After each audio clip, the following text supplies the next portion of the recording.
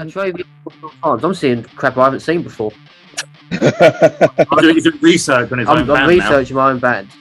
Yeah, a warning, we do have a good few head scratchers in this half. So, Nice. for the record, we are also very interested in collaborating with Myles Kennedy. So, Myles Kennedy, if you're listening, we've got an email. Join. That should be our next solo episode. I reckon we just my copy God. paste the Zoom link to loads of celebrities' Instagrams and see if we can get an interview, just anyone on the fly. I reckon that'd be great fun. Myles Kennedy pops up in the corner of this video. I'm grabbing the tissues. I mean, Joe, I haven't seen a cock on your wall yet, so Got a whiteboard up there. Fuck it, The Rock. I don't know. I could it'd be hilarious. So, But it's to play you. yeah, Right. I'm fully aware he'll be playing me, and I think it'll be The Rock playing me. We never get this question asked back to us. Yeah, I know. This is weird new territory here. I don't really like it. Right, so what about tiger bread? Yeah, tiger bread's fine. When you use the ends of the loaf. You're weird. You're absolute freak. But I And now found we're it. in the realms of being a burger, aren't we? So where's the line? I'm still saying Guitar Jesus himself. Yeah. He's a bit boring though. Hello, and welcome to episode 31 of the UNCNTRD Podcast. I'm Ryan, it's my co-host Tom, and once again, we have a guest. Yes, we are. We are joined by Kelsey and both Joes from Atravion. Woo! I'm hoping that I pronounced that correct. Well, we've had a conversation about this, and it got settled last night when Estelle May pronounced it in her French accent. Atravion. Yeah, I don't think our And band I name think ever that sounded is so good. that is the perfect pronunciation because we don't even pronounce it the same as each other. It's all pronounced differently by everyone. Yeah. So, thanks for joining us tonight. How are you all? Shattered. Yeah, really. Shattered. We've had a few days. We've I played can- 3 gigs in 4 days, I think, something like that. But yeah, good fun. Jesus. Lots of practice on Monday. Practice. Yeah, true. It's been heavy going, but it's all good. Sounds pretty heavy going, especially with you opening for Raven Age, one of the podcast's favourite bands to listen to. Fantastic. Yeah, I think it was one of our favourite bands to listen to. We were playing a show in Canterbury this time last year, and when we were driving there, I remember we was listening to the Raven Age at the time, and then fast forward a year later, suddenly we're opening for them. Still remember when we got offered that gig, it was like caps lock. Do you want to open? Like in US. Said, Confirm. Yeah. Obviously. But yeah, they're a brilliant bunch of guys.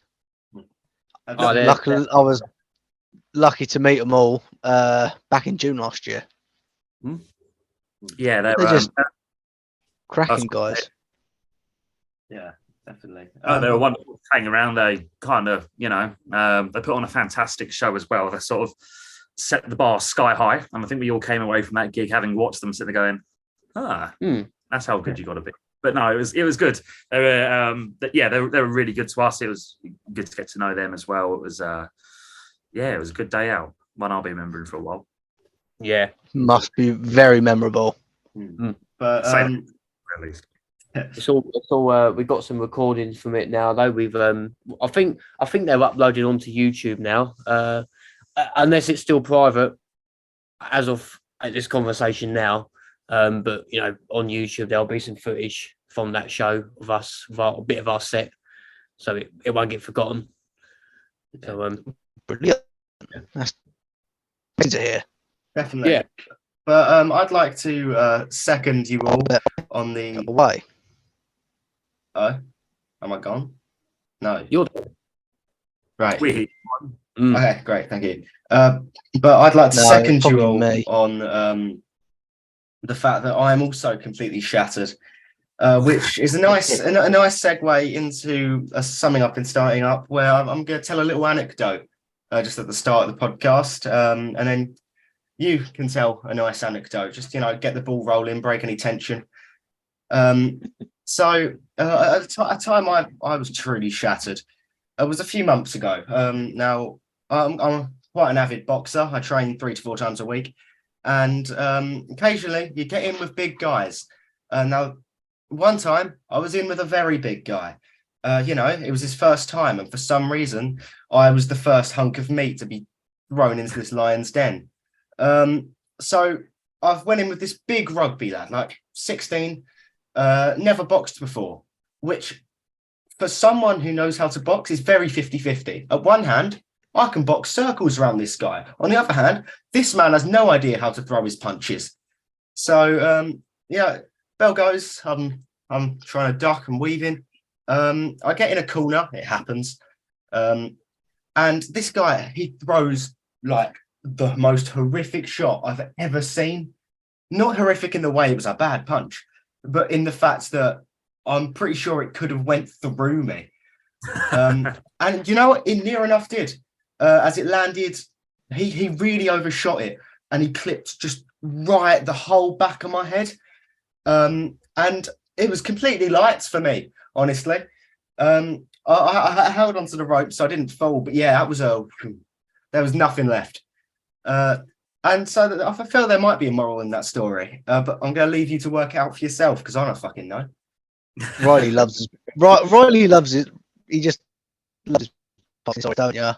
Yeah, I do. I think the moral of that is don't pick fights with random people.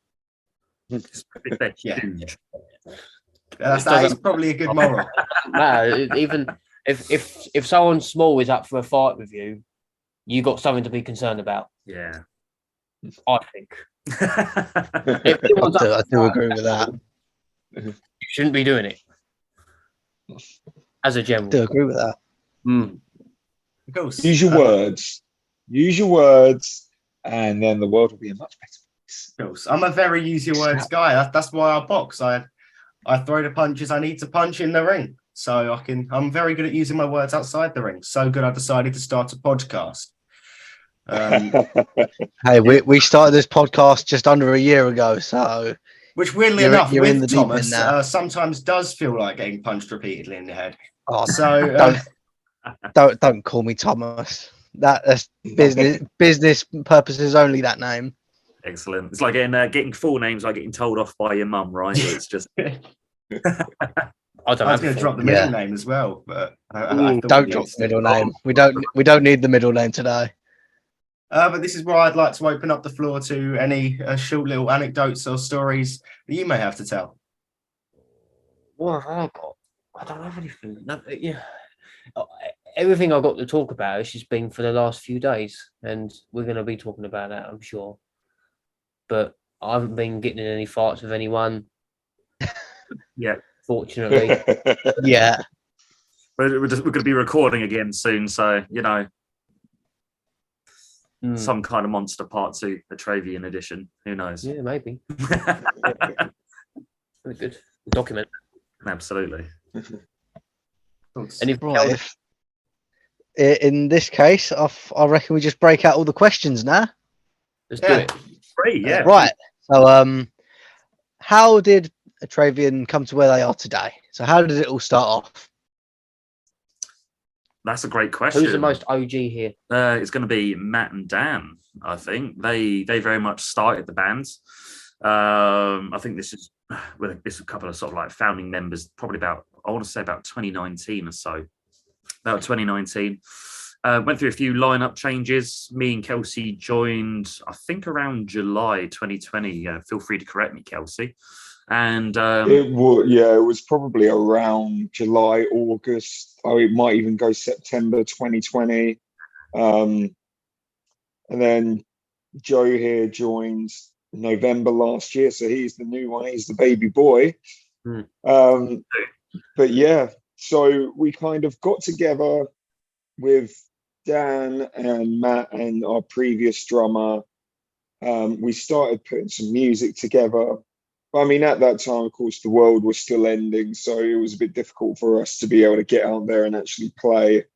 And again, Joe, you could correct me if I'm wrong on this, but I don't think we did our first gig for almost a year after we had a solid lineup. Yeah. Yeah, is that right? Yeah. We were a We're a COVID COVID band, band. yeah, socially distanced band practices, which were absolutely hilarious. In if anyone like ever been in like a music practice room, you usually don't get much space. Well, I didn't go into a practice room for a year during that time. But yeah, no, I think since sort of like July 2021, I think we've been playing a steady amount of gigs and stuff. We started recording around that time, and yeah, we've just been playing shows and all the good stuff. Getting it done. Sounds cool. I don't think I could ever cross socially distanced like band practice. It's quite odd. Like I'm currently picturing it as one member in each corner of the room. More or less, yeah. In that different was rooms. More or less. more or less it. Yeah, absolutely. Luckily, the guitar amps go loud, so. And then when everyone's done, everyone leaves one by one. You're literally kind of filtering out kind of one at a time type thing. Yeah, That sounds odd. Especially for what happened for like it was like a good 3 years ago when it happened. It became the new normal at the end of the day. It just crazy. Yeah, glad it's all gone now though, and it's so glad it's all gone. So glad it's all gone. We can all go to gigs, play gigs. Yeah. That's it. Oh, I'm pretty sure I did. Cross your fingers, touch wood. Let's not start another one here. Hopefully not. But I think I did most like I first started gigging probably 2019, and going to gigs, not playing at gigs. I love music. This is why we started this podcast. Yeah. Just because me and Riley have a joint love for music, and we just wanted to release it to the whole world. It was tough. It was tough, like not being able to go to gigs either. Like that was a big void for that year or 2 years. Yeah. Tickets were cancelled. I had tickets to Whitechapel in Oxford. I missed that. That was awful. I think we had tickets to see Lamb of God, didn't we? And that got rearranged. Is that the one that kept getting put back? They got rearranged 3 times. We eventually managed to see them earlier this year. Was that right? the Wembley one? It was the Wembley one. Yeah, it got rearranged about 3 times. We had these tickets since like 2021, and it'd been rearranged all the way until 2023 for various reasons. But I was in that lucky pool of where I just caught a gig just before it all went into lockdown. Yeah. I think it was a matter of about 2 or 3 months just before I'd seen Death Punch in January of that 2020. I do think that in that respect, me and Tom did get quite lucky because and any gigs that we really did have booked, we didn't really have any like postponed or cancelled, bar the Ultimate Fozzy Fan Fest. Here we go again. We got a real experience out of that. So end of the day, it was a good payoff. Met Chris Jericho. Pretty sound. Oh, nice. Awesome. I'm glad that I took the leap with that. I literally spur of the moment kind of thing. I went, oh fuck it, I'll book VIP. Why not? Yeah, it was honestly one of the best things ever. What was this? Fuzzy. Fozzy. Have you heard of the band Fozzy? No, I haven't. No. Basically fronted by a current pro wrestler by the name of Chris Jericho, and he's just that's his band, Fozzy. I'll have to check that out. Yeah, they are pretty good. They've got some good tunes. They're like a kind of hard rock vibe. But we had a good old time with that. Definitely. But speaking of having a good time, you might have had a good time when you were trying to think of a name for your band. So how did you think of the name for your band? That is a great question. I don't know this. Yeah. I think it was just like any sort of like band naming process. Everyone just sort of threw names into a hat, basically. I think Dan and Matt would probably have a bit more to say on this, but there were a bunch of band names going around at the time, but they all just sounded sort of like a little bit generic. Is Atravion a made-up name? Yeah, no, Good. for all intents and purposes. Yeah, Yeah, that's good. yeah. Well done. Maybe someone was listening to too much Trivium and went Yeah, Atravion. it sounds who like a knows? metal band name that does. hasn't already been taken. Yeah, so, but yeah, it is. I think it was just very much one of those things where you just took a couple of weeks, everyone threw a name into a hat, and it eventually kind of landed on something. It's confused a lot of people, but Random decision. literally, yeah. I mean, it looks cool on the logo, so at least we think Yeah, so. because I've got people go, yeah, it's just a bit of a weird name, Atravion. I mean, what's wrong with it? I don't know what's wrong with it. It sounds like a metal band. It doesn't sound like some sort of cleaning product It that doesn't. you put off the shelf in Tesco's. No. So what's the issue? Yeah. It sounds like a something medieval. It just sounds like something like either a word or like just something to do with like anything medieval. It sounds like that. Sounds French a bit as well. Well, when Estelle pronounced it the other day, Atravion, It worked. it didn't sounded Yeah. perfect. Like Yeah. that is the meaning of the name. That is the pronunciation now. Yeah. Settled. We all agreed.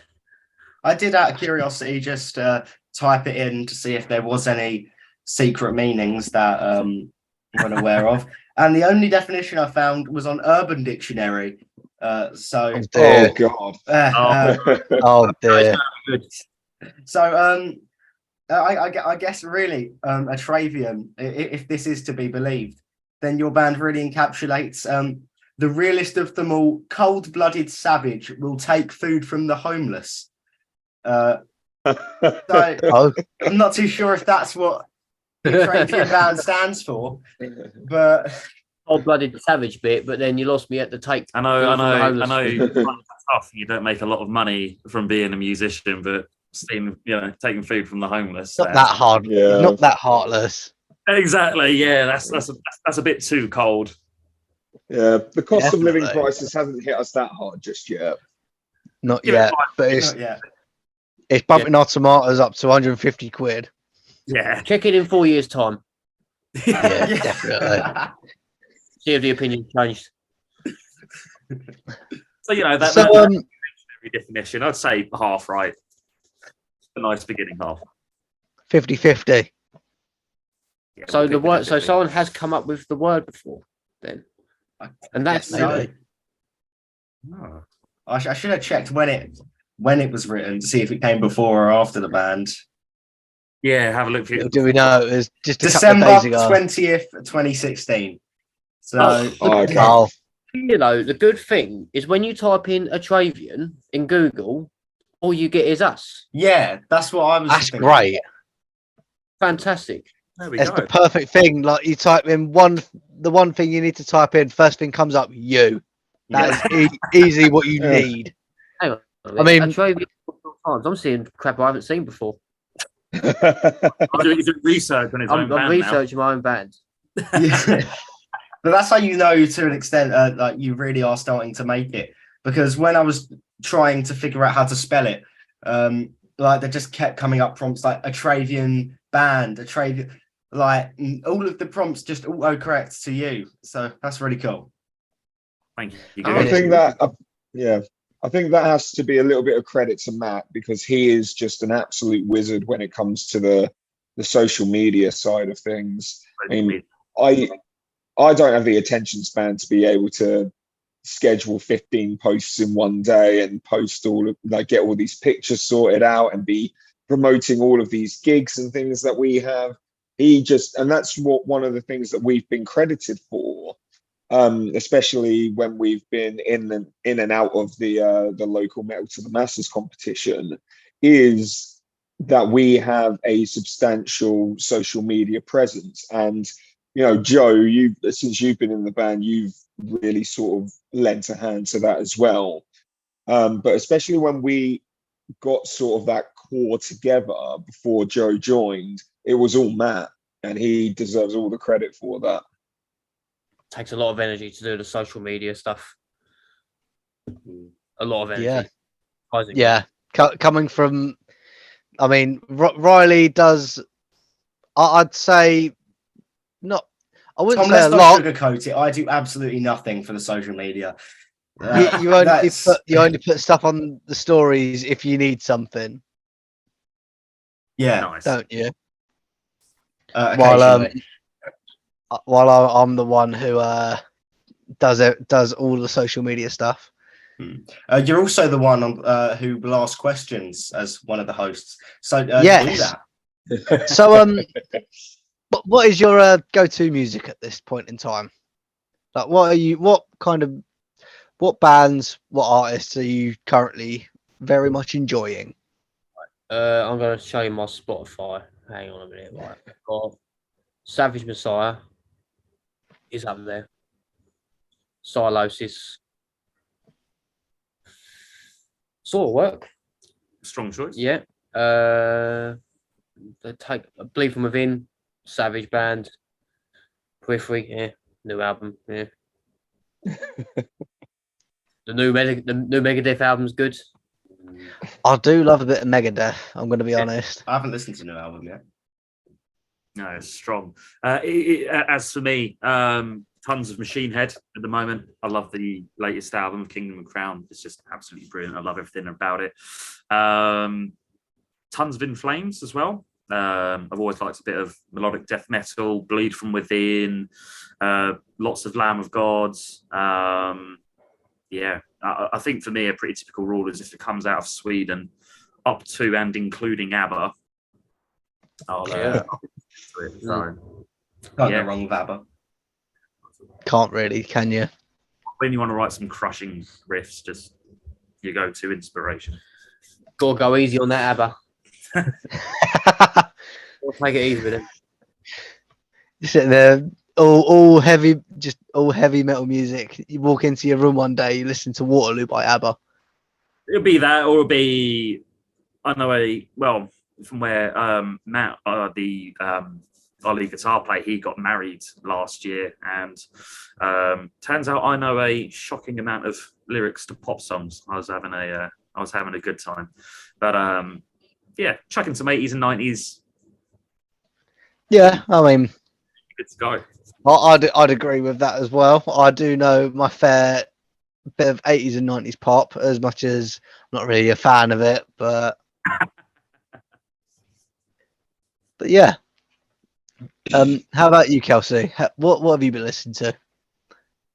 Oh, this is the issue because you put me on the spot, and my brain is like being asked what your favorite movie is, and then you forget every single movie that's ever existed from the. Oh, in that start case, of what's your favorite time. movie then?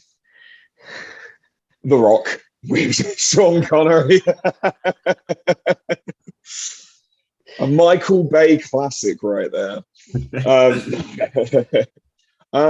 Music wise, I mean, I always have like various different things in rotation. Trying to think, like right now, I'm starting to listen to more of In Flames and Kill Switch Engage. Love Kill Switch Engage. Yeah. I don't know what it is that they've always been one of those bands where I like a single here and a single there, but I've just never sat down and listened to a full album or given the time of day to their discography. So I'm trying now, and surprise, surprise, I'm bloody loving it at the moment. There's also, if you go back to sort of end of last year, the new Alter Bridge album, I fell in love with absolutely immediately. That was a great album. I mean, they've been my favorite band since 2005, and love Myles Kennedy so much. If I had to pick sort of top 3 singers for inspiration, he's definitely up there for me. And the other guys in the band, probably get sick of me talking about them so much. There's also, I don't know if any of you guys know the band Nothing More. Yeah. They is it Johnny Hawkins? I think, is that his name? Yeah. Yeah, he's the lead singer, and he is just. They are, as I said, Alter Bridge have been my favorite band since 2005. Nothing More have been around for less than a decade, sort of in the public eye, and they are creeping up so close to Alter Bridge for me. Yeah. They are just absolutely amazing, and their last album was incredible. I've seen them twice already, seeing them next month as well, and I'm so excited for it. So those would definitely be a few here and there that are probably at the top of my Spotify list at the moment. That's pretty decent. Yeah. Well, after hearing what you all individually listen to, do you ever listen to your own music just in your spare time? All the time. So do I, actually. I listen to it quite often.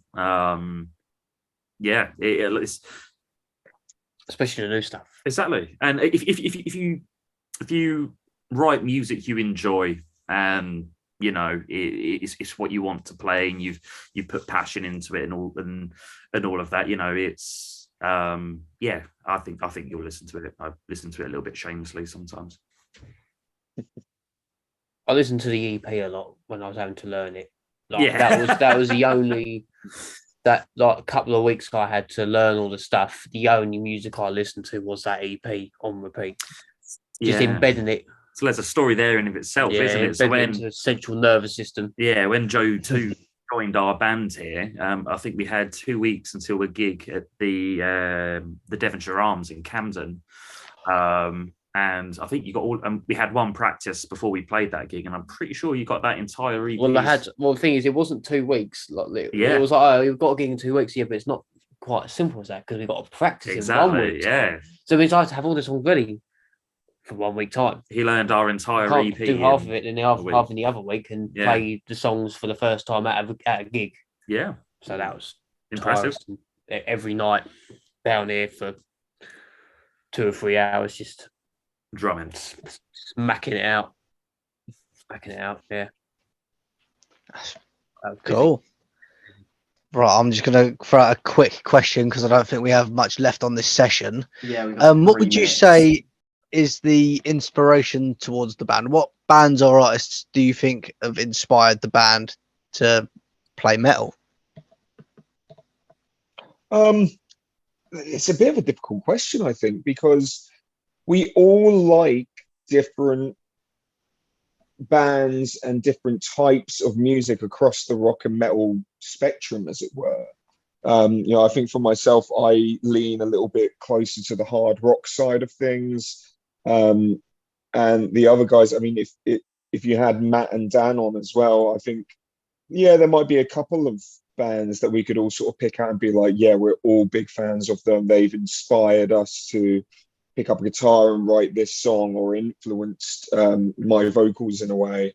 But it is such a broad spectrum for us all, and I think that has lent quite well to the band, because we very much are, we're not reinventing the wheel, as it were, but we always keep our minds open when we're doing the songwriting process to try different things, again, from across that spectrum. I mean, the Joes can chime in if they want to and tell me otherwise, but I think they could probably pick out a couple of bands better than I could, but I think it is so broad that it's hard to nail down. Well, there's a lot that we all cross over in: Silosis, Bleed, Lamb of God. So we all like a broad spectrum. I mean, in particular, me, you, and Matt probably and Dan probably have the most intertwined like in genre. But what it means is when Matt writes something, it means we all know what he's getting at, which is quite advantageous to the writing process. But it's broad, but we all have a very similar broad. We all like the same bands as each other quite a lot, really. Yeah. So lucky, really. I think another thing that sort of inspires us as well is also just the fact that we just love playing and writing music, especially sort of like playing live. Yeah, that's the main thing that you just need to think about. Like, you love playing live music, you got to bring it to people. Yeah, when you've got a crowd of people who are reacting to your music, and you're having a good crowd, and they feed it back to you. It's brilliant. Cool. Well, I hate to cut you off, but I feel like this is about to end. very, very briefly. So I need to segue into part 2. We'll see you in part 2. And welcome to part 2. Being recorded. This is like part 1, but not quite. So we've got more questions. But longer. Yeah. Go ahead, Riley. Take the stage. Well, I'll start with the runt of the litter of these questions, and we will work our way up. So, do you have any dream venues that really is a bucket list for you to play? Yes. The Underworld. You stop. We did discuss this the other day. Well, actually, it's didn't not. we? It might not be the biggest, but it is It is probably the next one. It's a milestone, I Yeah. think. Leeds Cliff Hall. It is That's another an awesome. amazing. It is an amazing venue. I've only ever been there once, but the gig I went to go see there was amazing. Yeah, that's kind of top of the list for me. Any venue that I've seen one of my favourite bands play is a dream venue, really. But particularly is the Underworld, because that's where I saw Savage Messiah, Yeah. which was quite a big thing for me when I was 14. So that'd be quite a milestone. But Wembley Arena, of course. little way to go yet. Hopefully soon. Fingers crossed. We'll see. Yeah, of course, never say never. It's true. Exactly. Never say never. So, moving on from dream venue, got a little bit of a thinking question here. So, you get the chance to collaborate with a band or an artist. Which artist would you collaborate with, or band? Great question. Man. It's any, like, doesn't matter how big they are, who they are. It's just a complete dream, or is it a more realistic thing? Anyone. Anyone. Oh, there's a broad pot to choose from. I was going to say, I've had a couple.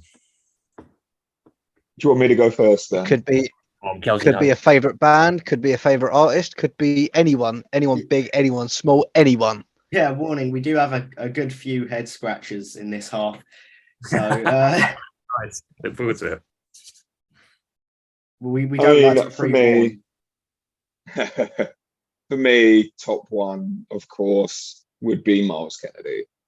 Oh, of course, yeah. Just like if he was like, "Oh, hey, we need this another singer on an Alter Bridge song," I would be like us replying to do the gig with the Raven Age, but like, yes.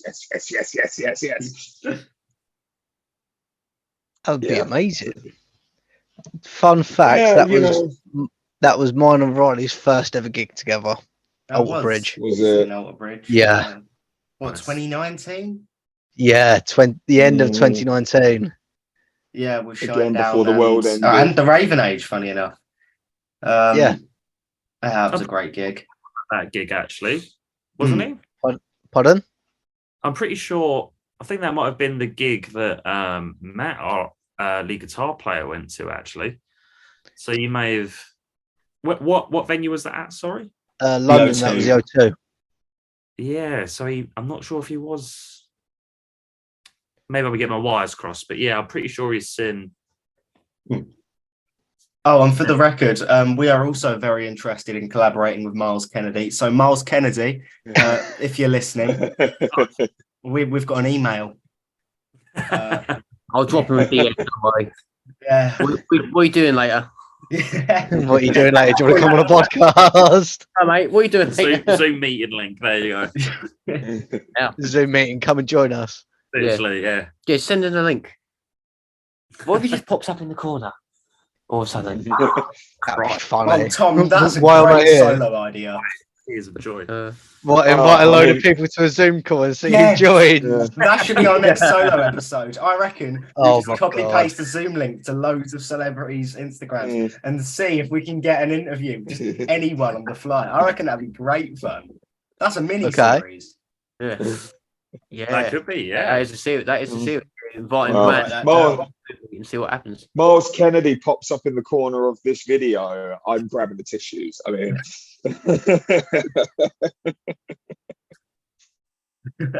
Right. So both Joes, have you decided on who you're picking? I was kind of thinking if we were going to collaborate with them, I reckon personally, like I think us and Trivium, I think that sound could cross over quite well. You know, with a little bit. I reckon it would mix together quite well. Yeah, I think so. Maybe it's a little bit of a generic answer in many ways, but I could see Matt Heafy jamming and shredding with us. I think that'd be a good one. My answer, if it involves Ali Richardson from Bleed From Within, their drummer, I'm happy. I don't care how it is, even if he's just in the room when whatever happens. That's enough for me. that will do. Sounds like some good picks there. Yeah, but maybe Saw work if you think of their sound. I think they've got a really good angelic sort of sound. I think would suit us on a more practical sense. Collaboration, yeah. That's so many. Too many to pick from. Well, in case trying to think of one person was difficult, I like to one up Tom. So I need you to think of 3 people this time. So this is your festival, okay? What 3 bands are you having headline? Excellent question. Do we get to be on the bill as well? If you want to be. I would definitely go with, I would have, you know what, this goes back to a gig that I went, it was Defenders of the Faith 2011. It was a weird one because nobody knew who the hell Ghost were at the time. Nobody quite understood what they were going for, but it was Ghost, In Flames, and then Trivium. And I think back in 2011, it was a bit of a weird mix. But now that Ghost have just skyrocketed, I think I would love to go and see that show again in 2023. And I think it would just blow me away. So I think that would be mine. So all 3 of those is a big 3-day festival. That would be cool. Mine would be Meshuggah, Gojira. Like these are bands that I think That are is a really good choice. I love Gojira. Lamb of God. Like Yeah. Lamb of God is the first band I've seen headline a festival, Bloodstock, that I actually think was worthy of headlining it, because often the headline act is a bit of a has-been, you know. Their fans aren't as young as us, but Lamb of God, right? The energy was top notch right till the end of that day at Bloodstock. Never seen anything like it. Nice. Was that last year's Bloodstock? Yeah. Lamb of God did. Thought so. Hot one. I think Bloodstock is one of those festivals that I definitely need to get to, because I'm in an R in it because it looks so good. It's the because it's like it's big, that it's got the right infrastructure, good toilets, good pubs, but it's not massive. Yeah, and the people there are fucking off their rockers most of the day as well. It's just a laugh. yeah. I mean, I normally stick to download. I'm doing that for the second time this year. Metal. It's my second year, but you normally get a good mix of rock, like hard rock, metal, bit of everything, all in one big field. What more could you ask for? Exactly. Yeah. What more could you ask for? Yeah. You're free now. For my 3, I've said them before, and I absolutely love the music, and I loved the stage show as well. So it's probably just me being greedy because I'd love to see them again. But Iron Maiden, would absolutely love to see them. In Flames, because just brilliant as well. And I think I'm going to join you with Lamb of God, actually, just simply because huge when we saw them at the O2.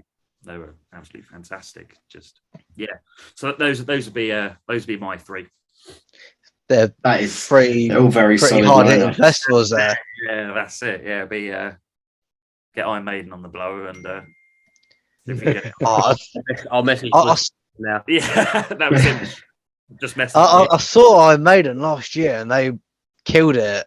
Like their stage show, like stage presence is just crazy. I mean, you get Bruce running around the stage like he's like 30. Bearing in mind he's a lot older. That's it. And he's still running. He's still running around at his age, which is amazing. Hitting those notes as well, and it's just Exactly. Yeah. It's like he just hasn't lost it at all. Yeah, which is great. Definitely. So, I'm going to bring in a nice little question that we've started asking now. So, as opposed to the ones we didn't ask. Yeah. So, if you own a bit of rare memorabilia or merchandise or anything from a band, what is it? Just what is it? If it's quite like, if it means a lot to you or something like that. Yeah, memorabilia. Like if you've gotten something from a band, say like a guitar pick or something, or just anything like. I've got a drumstick from the last In Flames gig that I went to with Matt. I thanks to my extremely lanky arms, was able to catch it midair, and Matt actually managed to grab. I'm pretty sure it was Chris Broderick's guitar pick as well. So we were obviously in a very lucky part of the crowd where stuff was just. Both of you managed to get something. Literally, yeah. I kid you not, kind of held on to it for dear life, and it's still sat at home now. Actually, yeah. So probably that. That's cool. That is pretty cool. It could be anything though, couldn't it? Could be anything. Could be any prop. Anything. Like think of Rammstein, the amount of props they have. Yeah. Yeah. I think Rammstein's 90% fire, isn't it? Yeah. Apart from the grab a little bit of ash from Rammstein. Are we allowed to swear here? I know. Yeah, go on. So, all right. So, Rammstein, a lot of fire and a lot of blood, but apart from the time he pulled out a fake cock and pistol over the crowd. Oh, that cock is done. God, that's what it's going to be. Jesus. For one up that Kelsey. Kelsey, get him away from. So is this something we already own or something that we wish we could own? I mean, we could do both, ideally, but yeah, we could do both. I don't have any memory, so I can't answer it that way. Yeah, Joe, I haven't seen a cock on your wall yet, so I've got a whiteboard up there.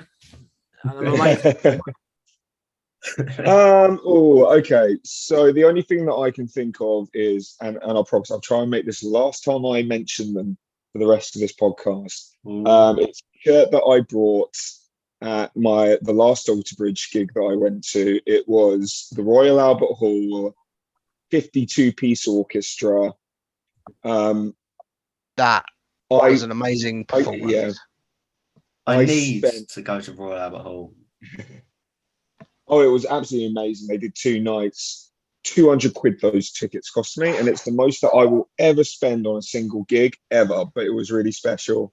And it's a t-shirt that I got specifically at that gig. I've never seen, I'm sure there's like 100 people in the world wearing them, but I've never seen any other fan wearing it. So yeah, that one's special to me. That does sound really special. Yeah, Royal Albert Hall seems like such a bucket list venue that I need to go to one day. But actually, this is quite a nice segue. So you've seen Alter Bridge, but are there any bands that you wish you could have seen that now you may not have the chance to? I was actually just about to mention this, talking about the Royal Albert Hall, was Chris Cornell played the Royal Albert Hall. I think he did 2 shows there shortly before he passed away. And I was umming and ahhing about it, and I didn't end up going. And I've kind of been kicking myself for the past, 8 years or so now. Yeah, that would be the one for sure. think for me it'd be Slayer. I'm absolutely kicking myself that I never had a chance to see them. Linkin Park as well, with Yeah. Chester. I would have had, looking back now, if I had the opportunity to go, I would have absolutely jumped at that. Dio. Oh yeah. I do agree with that. You got us all. Point well presented. Yeah. Yeah, I'm actually going to join in with this question as well. Actually, I'm going to say Foo Fighters because I think it was just a couple of months before they were going to do their UK tour where they were playing. I think it was West Ham Stadium, and obviously the sad news of Taylor Hawkins passing away, they had to cancel it. I was still so gutted that I never got it, and let's hope that they get over here in either this year or next year. Oh, they got their new new tour drummer, drummer out. haven't they? Yeah. Yeah, I've not actually seen him I've not actually seen him play. Yeah, so He's a very respectable choice because he's I didn't actually know him, but he has played on so many albums with so many bands. I've lost them all. You've lost There's it. one- I think I read somewhere about he did And something to do with Offspring, I think. Right. He played with Yeah. Perfect. Loads, but he's a very well-renowned session drummer. Yeah. I'm To be honest, I going to throw in I'm going to throw in a special mention. Avenged Sevenfold with the Rev. Yeah, Oh, I do 100% agree with that absolutely. Yeah. because, in my opinion, I feel like the Rev was one of my favorite drummers of all time, just because of what he could do. He was And one it of the was best, amazing. undeniably. Yeah, Right. it's going to spark up a lot of different opinions, but it's in our books that he is one of the best. Yeah. Tom, while we're on this question, I do actually just want to take this time to mention this is exactly why we should go see Limp Bizkit in August. Because Fred Durst's not getting any younger. So Don't pressure me with Limp Bizkit while we're recording, please. I'm not, but I'm just saying we should. So Anyway, back to the question. So, are there any pre-show rituals that you do before you go on stage? For me, it's usually Well, Get very anxious. For me, it's shotgunning a pint for the riffs. It's like a little power up. I was granning pizzas left, right, and centre before Raven Aid. All of a sudden, my stomach opened up, and it was like 2 bites. That was about right. My hands I mean, agreed. I have my vocal warm-ups that I do before every gig. That seems to give everyone in the band a good chuckle. Does Makes me anxious as well. And Such a then loud. Joe joins in with me on one of them. Doing mum makes me munch my mini M&Ms on a Monday morning. Oh, yeah, we do go through that, don't we? It seems to work though. It seems to work for a vocal warm-up. So yeah. Pretty good vocal warm-up there. yeah, definitely. Sorry. I just realised this was orange juice and not tropical. I'm quite allergic to orange juice. So Decent. yeah, Oh, so dear. it's going to be a swell rest of the podcast. So if I've got a good question. Mental that, I know, as an interviewer. But so if you had to choose a mascot, but it cannot be an animal, it's got to be like a defibrillator or a vitamin D supplement. What would you have?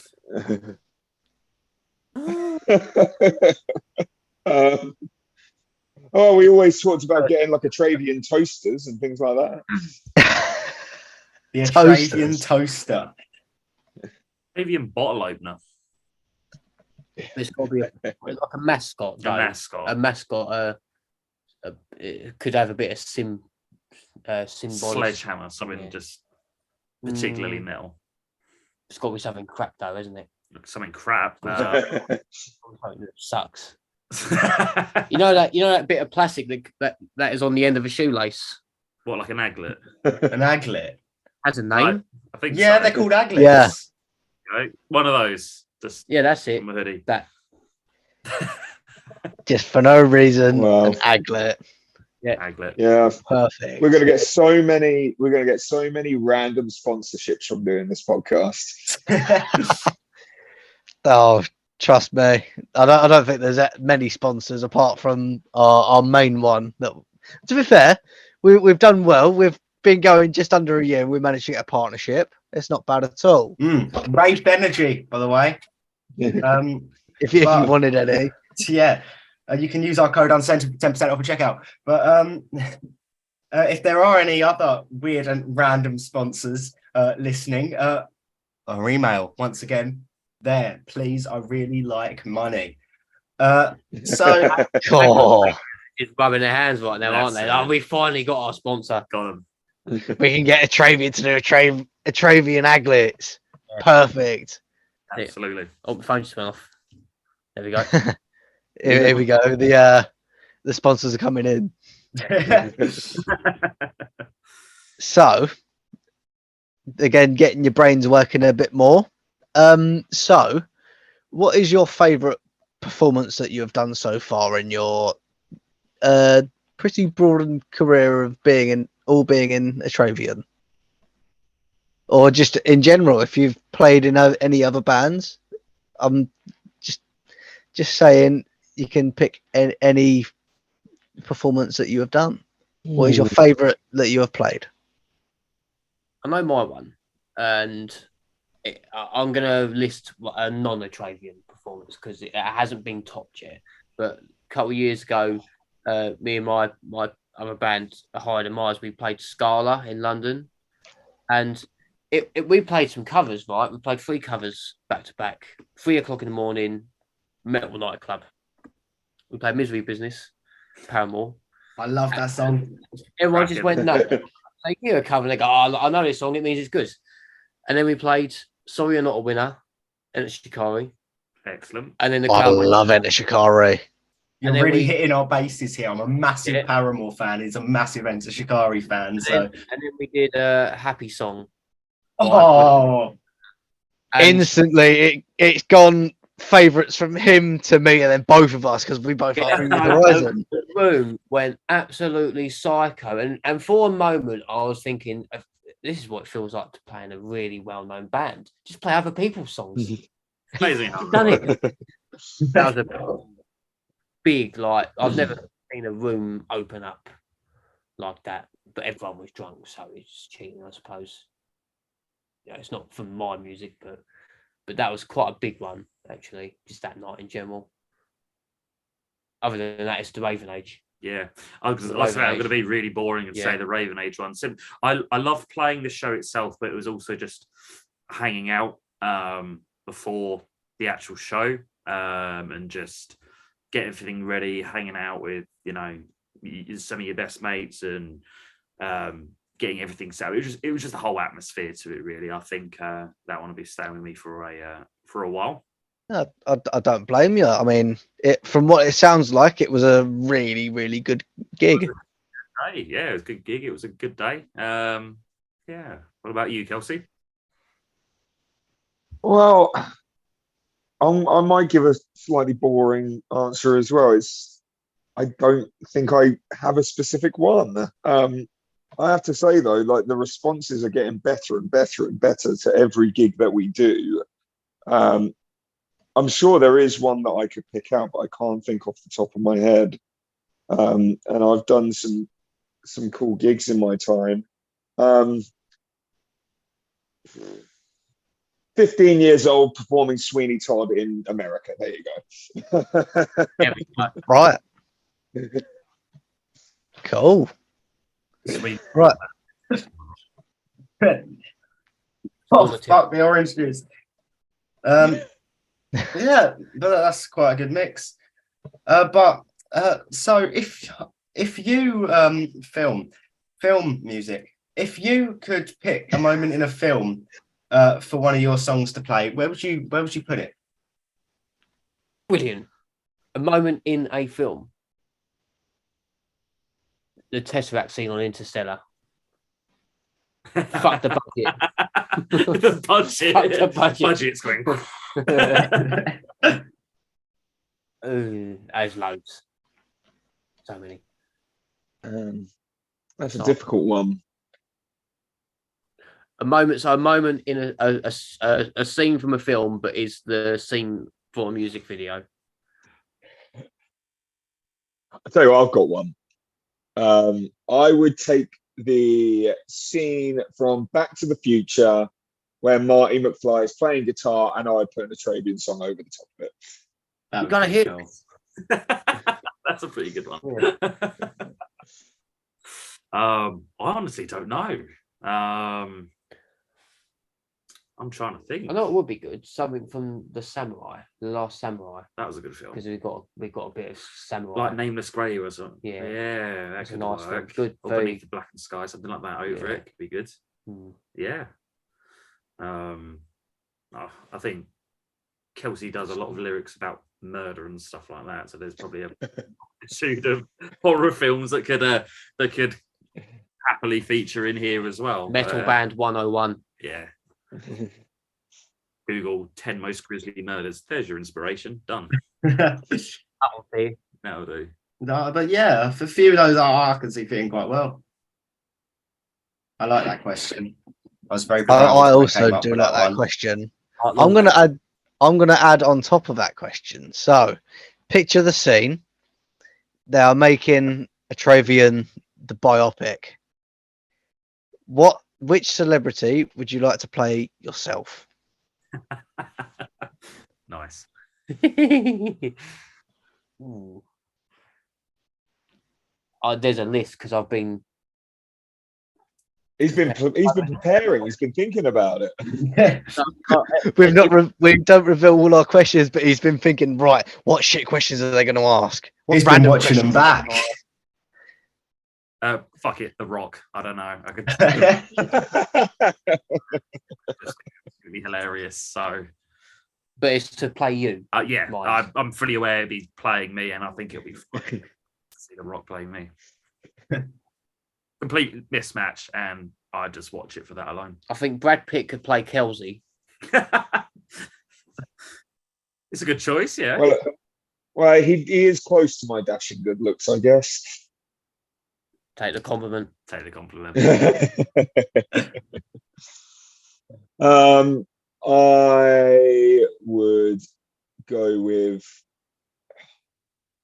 he was the baddie in the fourth Die Hard movie, and I forget his name, but he's absolutely brilliant.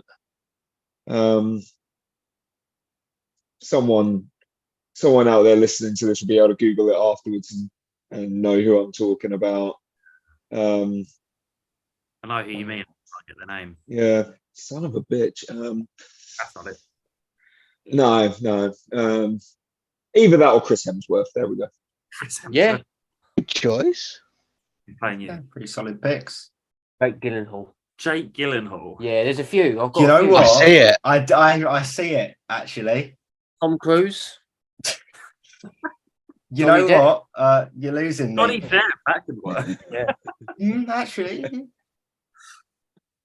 yeah. Orlando Bloom. No. Well, yeah. What about you guys though? Who's playing the biopic for this? Or for me, oh Jesus. Use the Uno reverse card. Yeah, I'm not prepared for this. Hang on. Asking the question now. I'm not quite sure. I have just googled the fourth Die Hard film, and especially the villain. I believe his name is Timothy Oliphant. I think Timothy Oliphant. Yep, that's it. that's it. Tom, Right, you give me a but, Jack Black. I could be a Jack Black. I reckon we could pass off Jack Black if he. No, just Jack Black, really. I reckon Ken Jeong for you. I don't know. I'd take Jack Black, to be fair. Yeah. Fuck.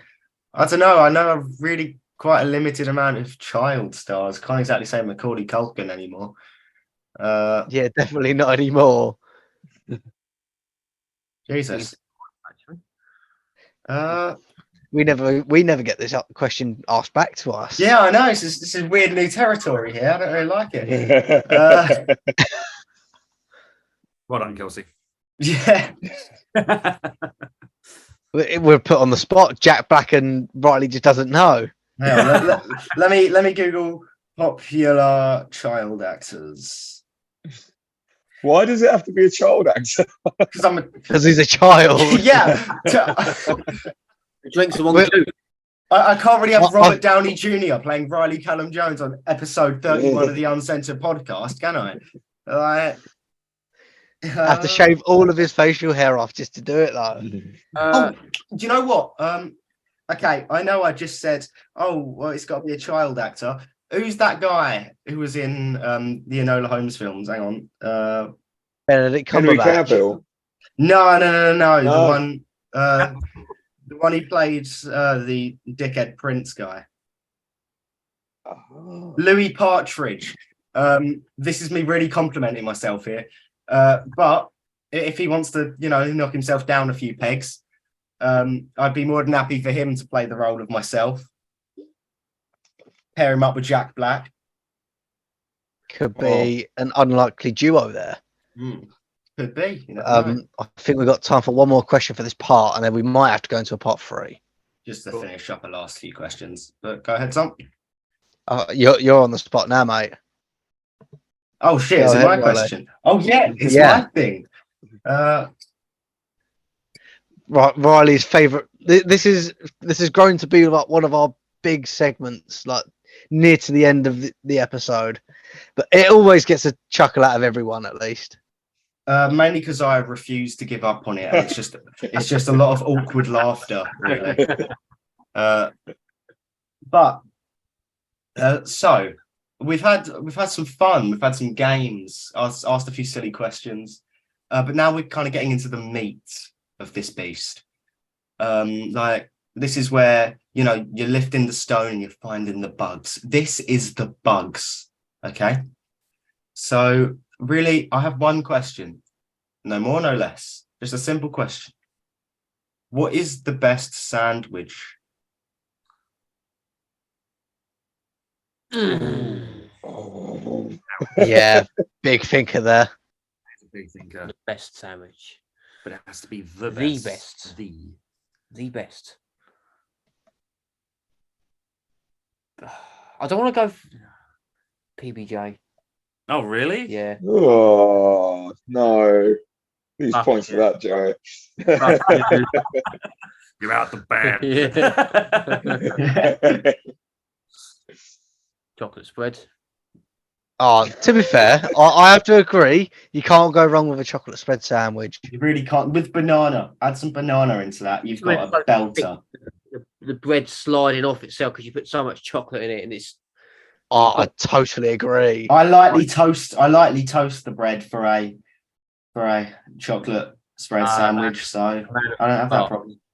A cultured man. Yes.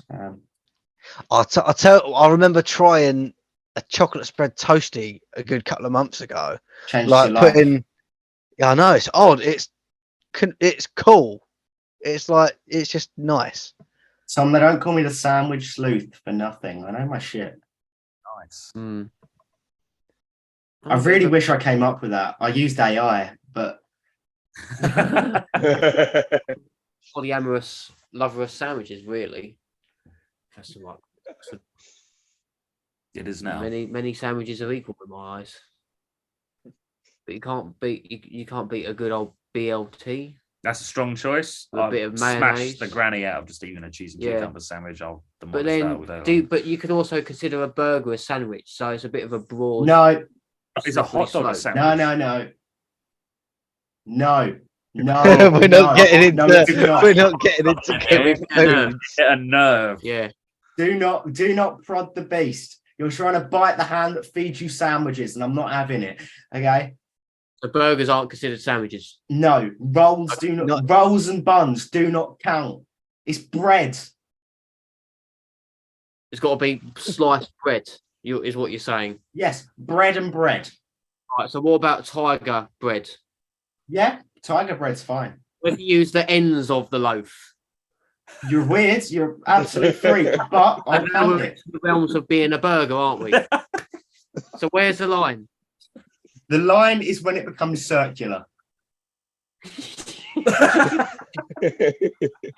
but tiger roll is normally almost circular. No, Yeah. not enough. We can Joe, do mate.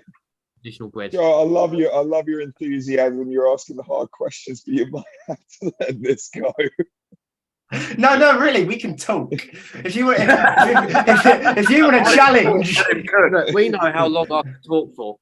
Do you remember the photo?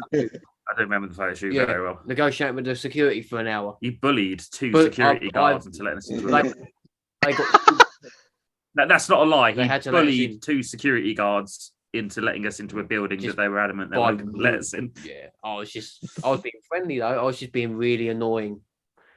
Consistent. I've Consistent is the gone word. through circles of like existential torment. It wasn't like being mean though. It was just like eventually they just had to get me out of the room. Yeah. Yeah, I mean, it worked. It took about an hour. it took an hour. And Yeah, I had to pull out every card. that was a good day. Yeah, every trick I had in the book. Yeah. That was but no, burger's not a sandwich, and it's not okay. I've not built a character around the burger sleuth. I'm not the burger detective. This is about sandwiches, okay? This is about your sandwiches, and they're not You've burgers. broken it. And hot dog. You've A hot broken dog is it. most definitely not a burger. That's not even two bits of bread. That's a single piece of bread that you've folded over. That is not a sandwich. If anything, that's a wrap. That's a wrap. You've wrapped it. You've wrapped this hot dog in a bread, in a single piece of bread, and you're counting that as a sandwich now. You need at least two pieces of bread to be a sandwich. Otherwise, what is it? It is singular roll. This meeting is Welcome being to part recorded. 3. I've taken some moments with myself to collect my thoughts, and Look I'm ready to mirror. continue. I'd like to conclude this segment as to not be a detriment to the safety of myself nor others. And that's it. We're done with that. for the better, probably. That's it. Most likely for the better. Mm. Right, I think it's best to get onto the penultimate question. Yeah, let's do that. Go ahead, Riley. Take the floor. Penultimate. That means it's yours. Oh, does it? Yes. You're explaining the rules. Just explain the rules. So, first, I'd like to explain what penultimate means. Penultimate means the second to last. Does it? I didn't know yeah. that. Oh well.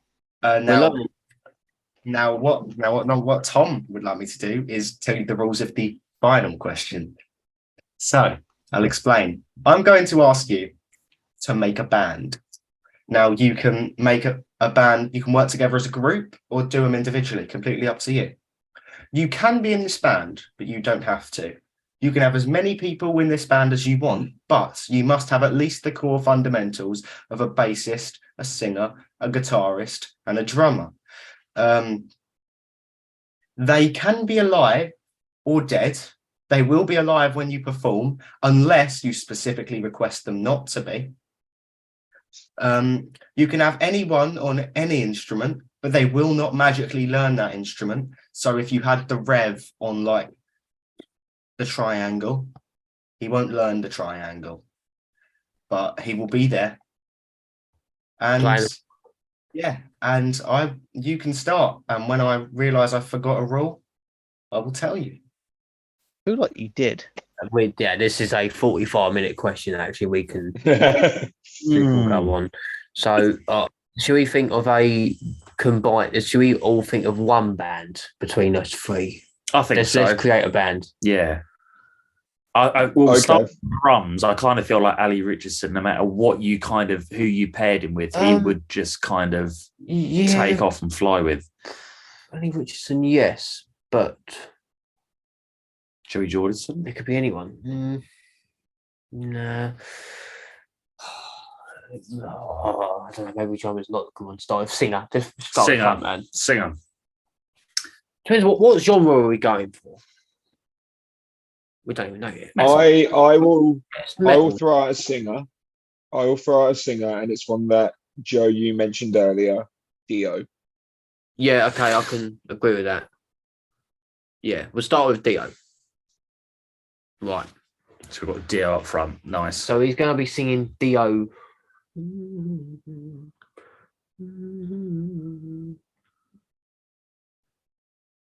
don't know. Is he more suited to a Dio type band? Are we restricting I think so. the sound? Yeah. I don't know why. I was thinking Hetfield straight off the bat. Just The thing is, if you got Metallica right, because we could just pick Metallica and just get rid of Lars, and they'll be like 100 times better. Rich Denver's question if I had Cliff Burton on bass. Yeah, I could agree with Cliff Burton on bass. Cliff Burton on bass. Let's start with that. I think that's a great Cliff Burton on bass, Dio on vocals. I think we're hot with halfway there. Yeah. So Dio vocals, Cliff Burton on bass. That's a solid start. Yeah. It's an interesting start. So, guitar players. We've had worse. Nice. Guitar players, Jesus. Can we have Jesus on guitar?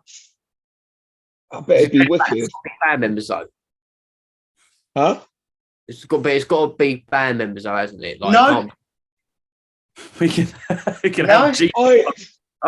He told us the rules, Joe. He might not be amazing at it because he might not know how to play it, but I can pick Jesus and he can be on guitar. I think Jesus' guitar riffs are going to be divine. So I'm not advising you to pick Jesus, but if you want to pick Jesus, that is a decision completely out of my hands and control.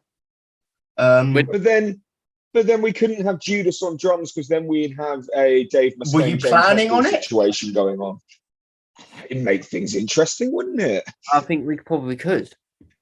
Well, once again, you can, but just for any future people looking on this, my hands here.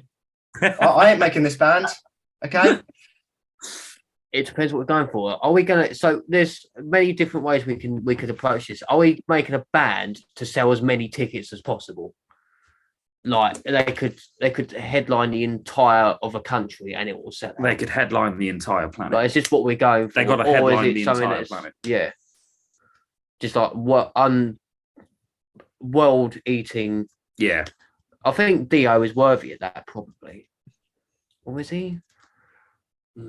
We could go with, like, in that case, if it's going to be one of those type of bands, just pick Deathlock. Deathlock. Deathlock, isn't that a Stranger Things series?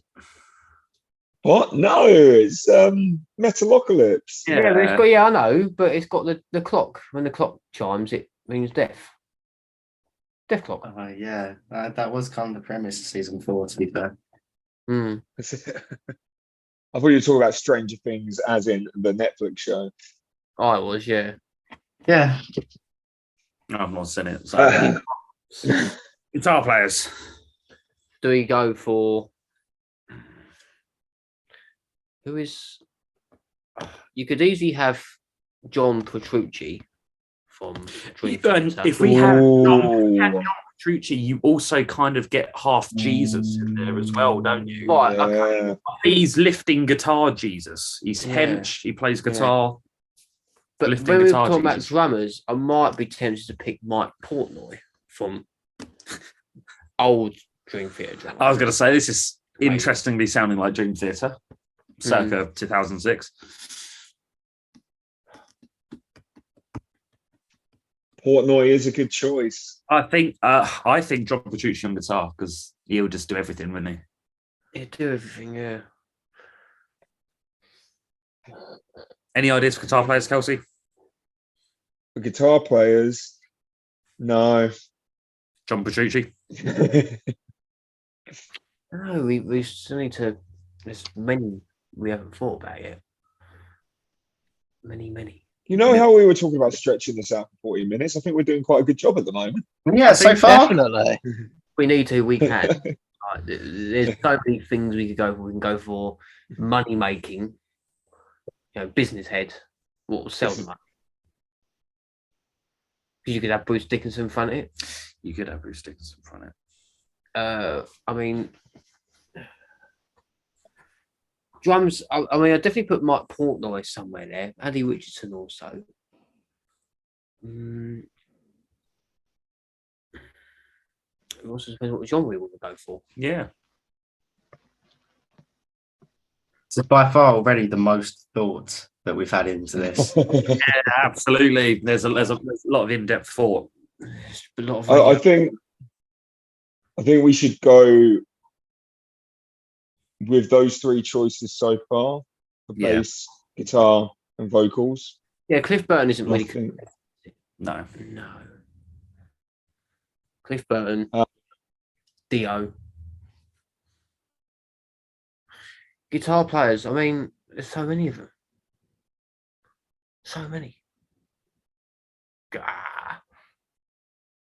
I'm still saying Guitar Jesus himself. Yeah.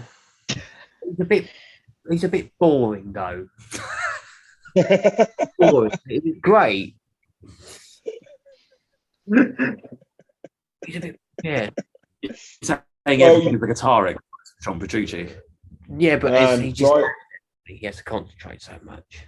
Riley, Tom, you're not getting John Petrucci on the podcast anytime soon after We're this. never touring with Oh, we had him booked in for Tuesday. No. No. He's watching his youth. Asshole. His fucking cornflakes. Josh Middleton on guitar, he could do it. Yeah, Josh Middleton on I guitar. could agree with that. Yeah, I think that's guitar sorted. Josh Middleton, I think. Vocals though, I think Randy Blythe now. Like it's categorically impossible to be in a room with Randy Blythe and not want to smash everything up. Like if he's playing, You got a it's point. impossible for there not to be mosh pits at a gig where Randy Blythe is funding. What are we thinking, Kelsey? I would still go with Dio. That's just my opinion. But there's no. We could have two singers. There was no rule on how many singers you could have. So you could have Dio And Randy and Blythe. Randy. I'm really interested to hear that sound. And Bruce Dickinson. There we go. It's descending. Singers.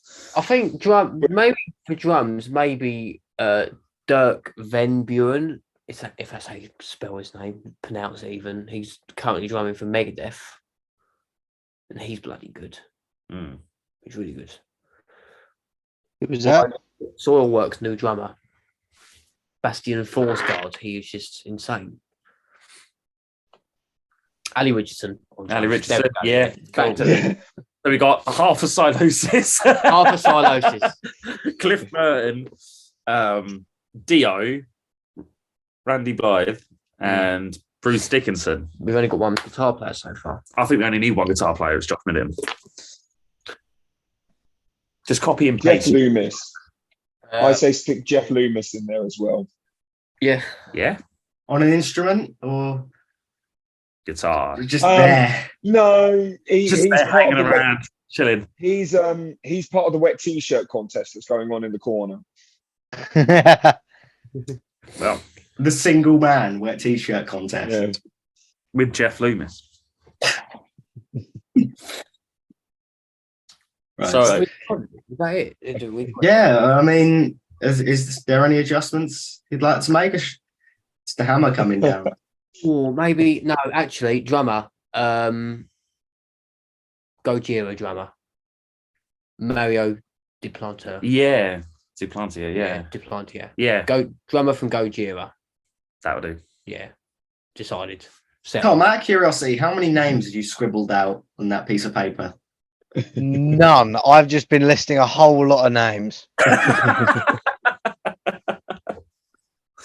We've got the So- paper going. Any last minute revisions, or is that it? No, I'm good. I'm good with that. The objections. No, okay, right. That's what Okay. we got then. Wow. That is our questions done. Cool. So unless you have any questions to ask us, I do. I'll go ahead. I've got a quick one. Riley, you do boxing, right? Yes, I do. 2 metal bands who have to get into the ring and box each other. Ooh. We Okay. talk about 5v5. I'm talking about 5v5, Yeah, like a proper right, kind right. of. Oh, okay. I thought it was just like the embodiment, the music, just.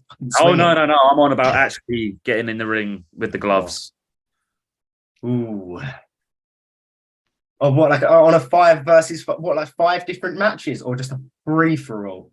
Yeah, just a Because I have to Just go- say that isn't in my sport. But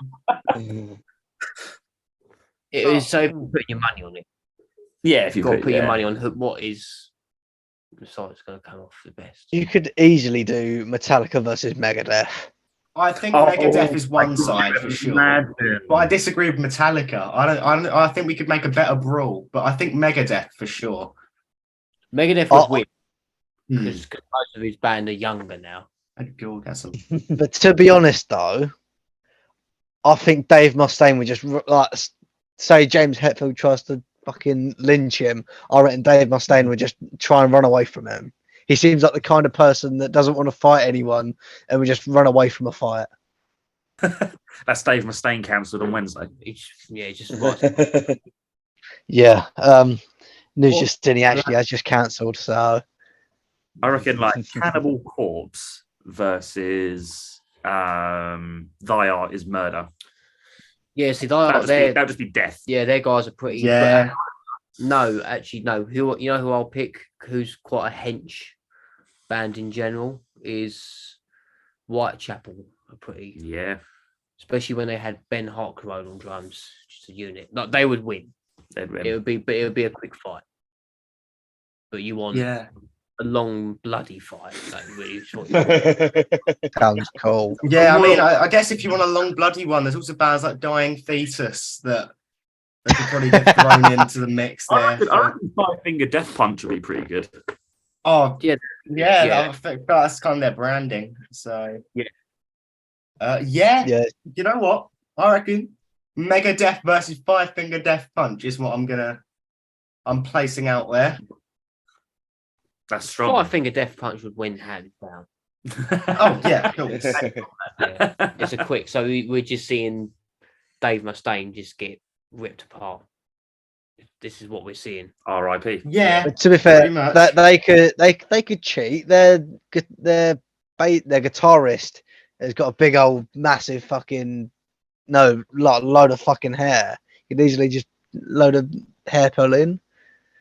It's got- Fucking Although same with Chris Cale from Death Punch. He's got the massive fucking beard.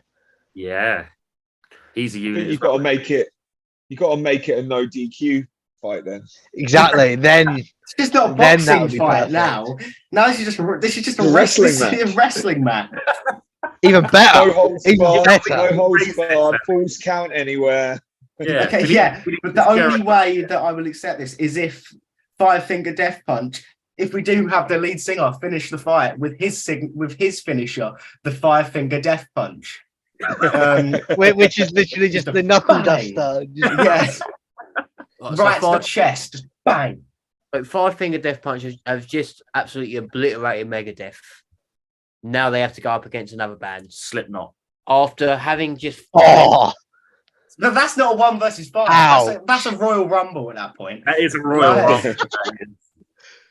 oh. I think they should go up. I think they should go up against Nickelback. Nickelback. Chad That's a bit Kroger's too- finishing that's a move. bit Look too at this metal. photograph. Yeah, yeah. Nickelback, just Nickelback. No other think- bands. I think give them enough time, they'll implode. So With money. yeah, Yeah. Too much. But- money. I have one last question. ahead. Again, this is for you, Riley. I asked it just before we went live for the third part. Is a quesadilla a sandwich? So, thank you very much for listening to the Uncensored Podcast. Please go listen to other episodes of our podcast because they're really good, and we have really unproblematic sandwich questions, which always go down a treat. And you can listen to Atravion. They have some good songs. Unfortunately, they're very problematic, is what we found out today, and they just really like to stir the pot. But they've got some really good tunes, so go check them out. Subscribe to the podcast and Atravion's YouTube. Listen to their music and our podcast. And no, a quesadilla is not